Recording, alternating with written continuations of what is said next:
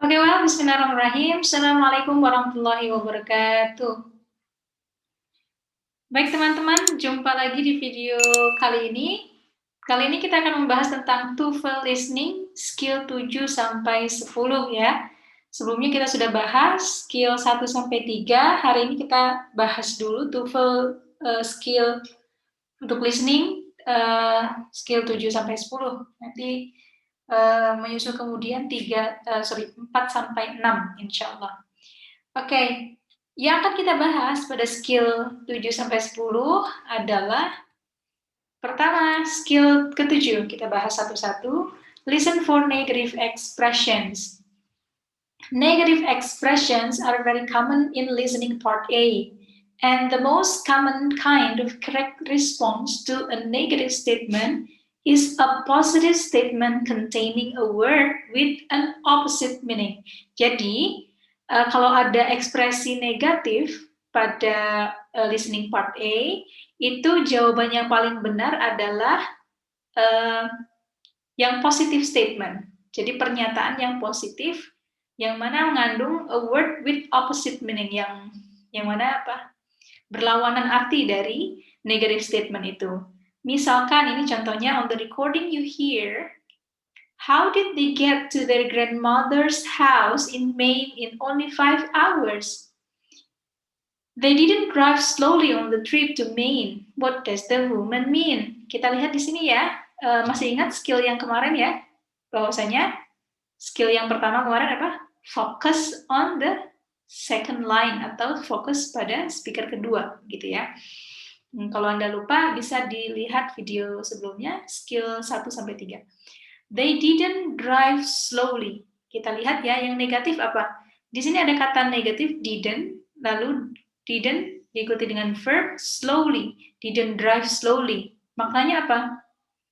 Didn't drive slowly, tidak mengendarai dengan pelan. Berarti maknanya apa? Mengendarai dengan cepat atau agak cepat gitu. Oke, kita lihat jawabannya. In your textbook, you read A, they drove rather quickly. Drove itu verb 2 dari drive ya. Lalu, they couldn't have driven more slowly. They wanted to travel slowly to Maine. They didn't drive to Maine. Yang mana yang betul? Oke, betul. The best answer is A. They drove rather quickly. Oke, itu lawan katanya. Atau arti, the opposite meaning dari didn't drive slowly. Oke, selanjutnya, types of negative expressions. Ini ada penjelasannya. Kalau negative expressions yang regular biasanya yang kita sering jumpa adalah not ya. Misalkan contohnya Tom is not sad about the result. Not sad berarti artinya apa? Tidak sedih. Maknanya adalah happy. Selanjutnya kata negatif selanjutnya adalah nobody, no one, nothing, or never. Okay. Nobody arrived on time. Tidak ada yang datang tepat waktu. Berarti apa? Tidak ada yang datang tepat waktu. Nobody bla bla bla on time berarti late. Betul. Contoh yang kedua, Sally never works hard. Anda sudah familiar dengan kata never katanya ya. Never works hard means lazy. Tidak pernah bekerja keras. Berarti apa? Maknanya adalah malas. Lalu selanjutnya negatif bentuk yang ketiga bisa juga berupa prefix. Prefix itu kalau kita bisa sepadankan dengan bahasa Indonesia, prefix itu awalan begitu ya. Bukan awalan apa ya? Imbuhan ya, imbuhan di awal. Itu prefix, nanti kalau di tengah namanya infix, kalau di belakang namanya suffix. Nah, kita bahas dulu prefix. Kalau ada prefix an, in, lalu this itu biasanya maknanya negatif. Misalkan kita tahu kata unbelievable gitu, tidak dapat dipercaya gitu. Intolerance misalnya begitu, tidak toleran. Dislike, tidak suka. Contohnya di sini, the patient was insane. Insane bermakna not sane. Berarti apa? Crazy. Itu ya, ada 3 tipe negatif. Pertama regular, lalu nobody, no one, nothing, never itu kategori kedua. Kategori selanjutnya adalah prefix. Oke, good. Ini coba underline the negatives in the second line, then choose the best answer. Kita lihat, kita garis bawahi ya yang mana kata negatif di second line atau speaker kedua.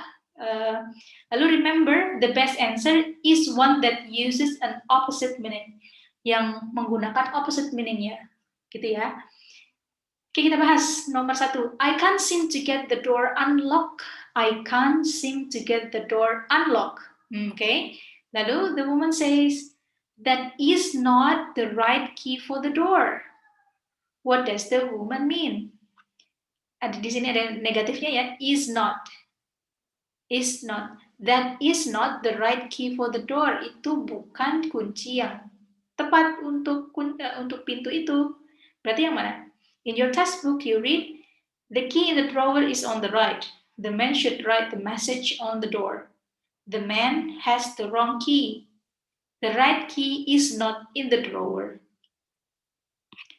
Opposite meaning dari that is not the right key, that is not the right, itu tidak benar. Berarti apa? Yang mana? Yang C ya, the man has the wrong key. Okay, good. Selanjutnya, were you pleased with last week's convention? Nothing went as planned. What does the woman mean? Coba kita lihat, yes. Ini kata yang negatifnya adalah nothing. Nothing went as planned. Tidak ada yang berjalan seperti yang direncanakan, gitu. Oke, berarti yang mana? In your textbook you read A, the convention was disorganized. B, she didn't plan to attend the convention. Bukan ya, bukan B. She planned the convention last week. Bukan juga. She wasn't pleased with the last week of the convention. Bisa jadi yang D. Yang jawabannya tepat yang mana? Yang A ya, the convention was disorganized. Jadi pertemuan itu tidak terorganisir. Nah, ini opposite meaning dari ini kan, nothing went as planned. Oke, good. Next, skill yang kedua yaitu listen for double negative expressions. Nah, ini ada 2 negatif. Okay, it is possible for 2 negative ideas to appear in one sentence, and the result can be quite confusing. Mungkin karena ada dua kata negatif, jadi bisa jadi akan sangat confusing, membingungkan bagi pendengar atau pengambil tes ya, test takernya. Karena negatif ketemu negatif maknanya positif, begitu ya. Jadi kita juga pakai rumus matematika. Min plus min jadi plus. Min ketemu min jadinya plus, begitu ya. Oke. Contohnya di sini.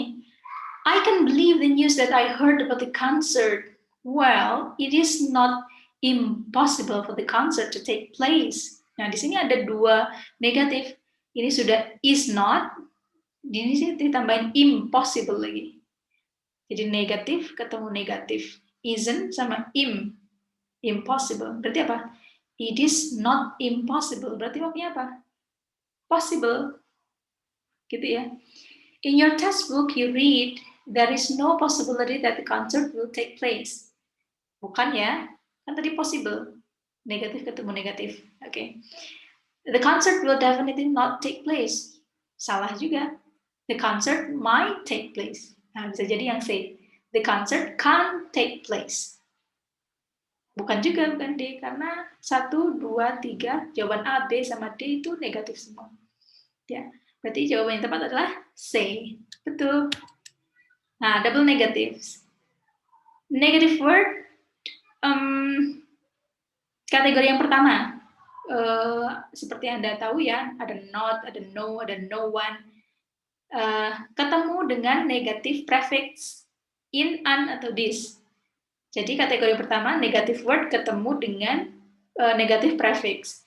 Misalkan, contohnya di sini ada he didn't like the unclean office. Dia tidak suka office yang tidak bersih, kantor yang tidak bersih. Berarti gimana maknanya? Dia tidak suka kantor yang tidak bersih. Berarti maknanya adalah he like clean office. Jadi dia suka kalau office-nya itu, kalau kantornya itu bersih. Berarti kan gitu kan ya. Min ketemu min plus. Lalu kategori yang kedua adalah two negative verbs. Jadi verbs-nya dua-duanya negatif. Contohnya, it is not snowing. Ini tidak musim salju begitu, tidak ada salju. So they are not going to the mountain. Maka mereka tidak pergi ke gunung. Ini berarti it implies that they would go if it were snowing. Maknanya apa? Karena nggak snow, mereka tidak pergi. Berarti mereka akan pergi kalau snowing, kan begitu ya? Oke. Two negative verbs ya. Oke, modelnya yang kedua begitu.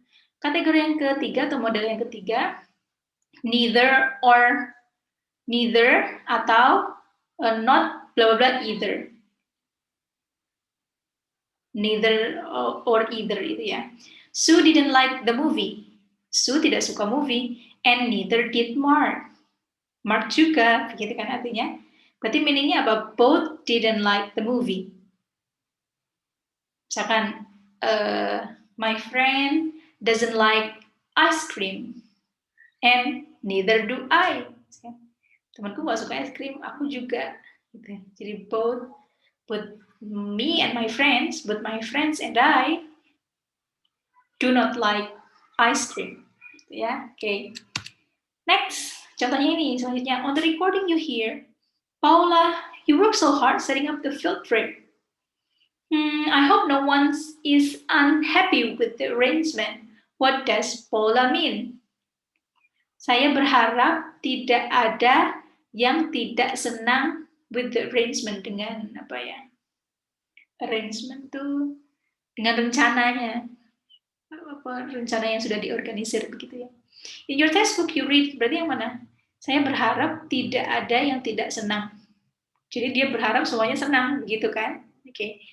A, she hopes everyone will be pleased. Bisa terjadi yang ini. B, she knows no one is happy. Bukan. She is arranged to take a trip because she is unhappy.